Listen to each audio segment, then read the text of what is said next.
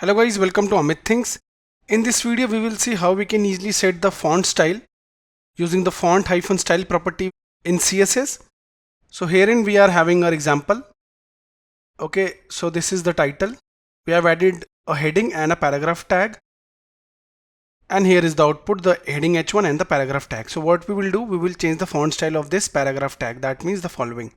How we will just add a CSS using the style tag. Let's add.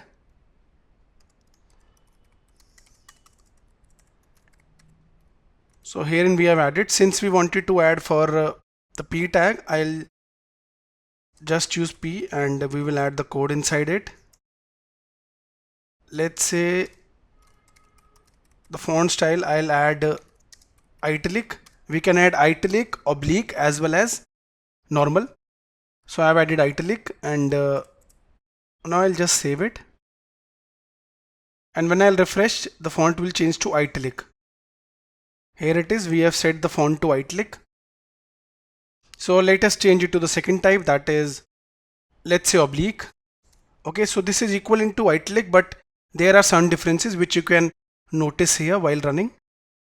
Save it, refresh. Here it is, we have set the oblique value. Now let us